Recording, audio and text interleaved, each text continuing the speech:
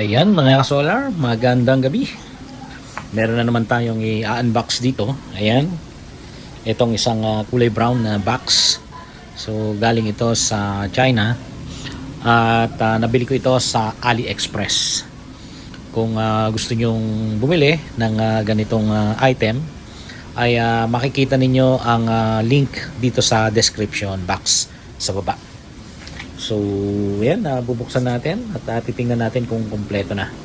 Actually, ito ay isang battery tester. Pwedeng pang discharge, pwede ring pang charge.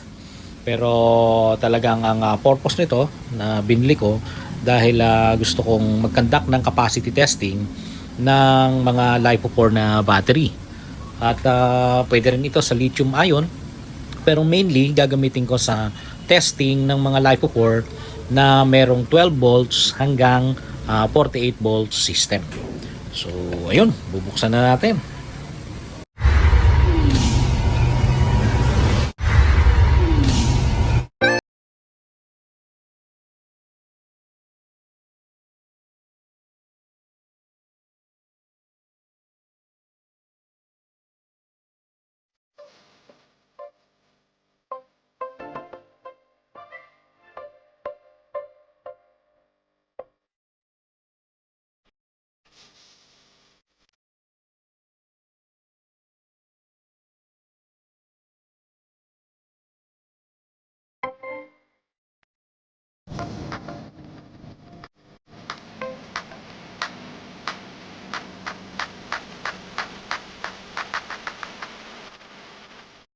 Okay, so let's take this one by one.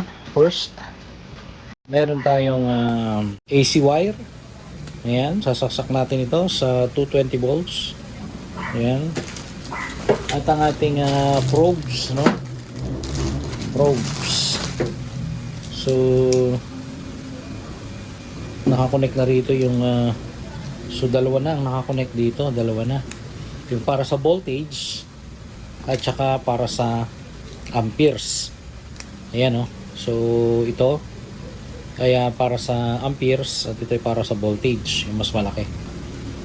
Parehas din ito nung aking isang tester na EB40 o 40. Pero yung kulay blue na yun ay pang mabababa lang na voltahe. So maximum nun nasa 5 lang 5 volts. Kaya lang mataas ang amperahe nun, nasa 40 amperes. Pero ito ay nasa 20 amperes.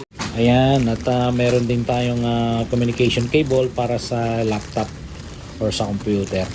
Okay, para makita natin yung graph. So, mayroong kasamang manual. Ayan.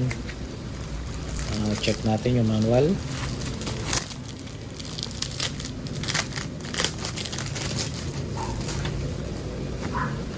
Instruction manual. Naka-Chinese.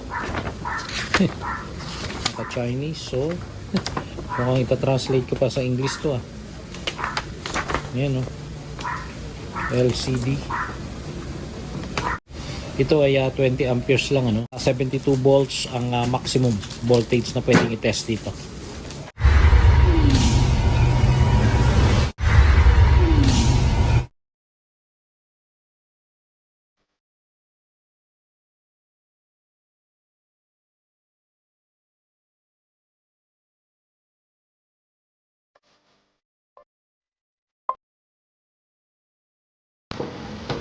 Ayan, ang laki. Ganda. So, meron tayong pagkukonikan dito, charger input. Pag gusto mo mag-charge, pwede mong i-connect dito, positive, negative. Ito yung sa selector, rotary type na selector switch. At ito yung on and off. Ayan. So, merong nakalagay na warning. Ayan, high temperature. At medyo malaki-laki. 4 yung fans. Ayan, 1, 2, 3, 4. Medyo malaki-laki yung size. Ayan, at susukatin natin, sukatin natin yung kanyang height. Nasa 6 inches. Ayan, 6 inches. At yung width, yung lapad, 11 inches. At yung pinakahaba niya, yung length, ayan, more than 17 inches. So nasa 44 centimeters. 44 ang haba. At andito yung ating LCD. Dito sa likod ay mayroong switch ito. Tingnan natin. Ayan. Chinese pa rin ang nakasulat. So ayan, base dito, ayan o, ang model nito ay EBC B20H. So ang range natin ng voltage system na pwede nating itest ay 12 to 72 volts. So ito ay battery pack tester, ayan. At gawa ito ng cketech.com. So yan din yung gumawa ng isang battery tester ko na kulay blue. Ayan, so ito yung saksakan para dito sa probe ng papunta sa laptop, no? Ito. Para sa laptop to. So may software pa na i-install tayo sa laptop para mabasa natin yung mismong graph.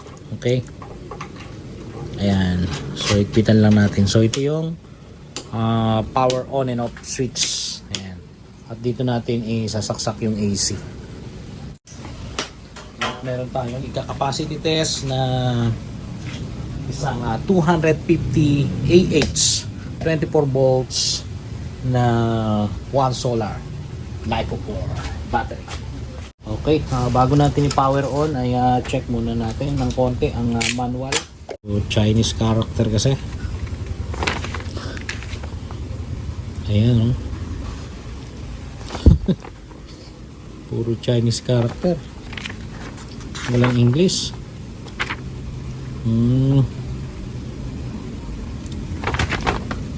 Connect to PC. So, on ko na rito.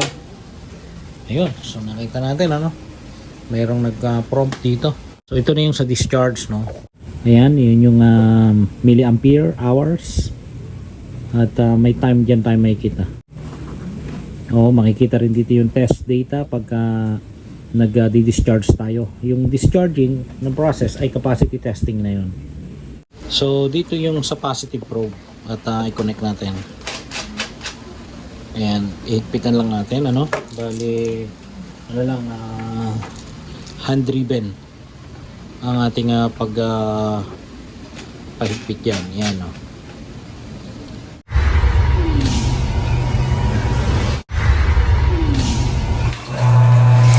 In the meantime, ka-solar, tayo ay magpapaalam muna sa puntong ito at tayo ay magbabalik para sa separate na video kung saan ay gagawin natin yung actual testing ng mga battery packs natin, ano, yung mga battery na 12 volts, 24 volts, and 48 volts. Dahil nga ang range ng testing nitong battery tester na ito ay 12 volts hanggang 72 volts. Pero ililimit nga lang natin doon sa ating configuration at possible doon sa mga existing battery na ginagamit ko na very usual naman na ginagamit ko ay LiPo 4 batteries, ano. At doon malalaman natin kung ano ba yung talagang capacity ng bawat battery pack, kung iyon ba ay tutugma doon sa rated nila or may possibility ba na bumaba compared dun sa rated or mag-exceed dun sa rated capacity.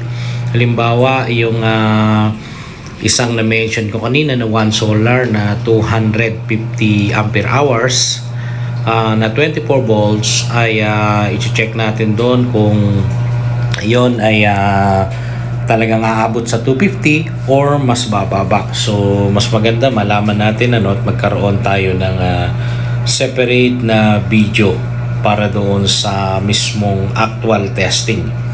So ayun, at abangan nyo lang at inyong ka-solar, si Solarens.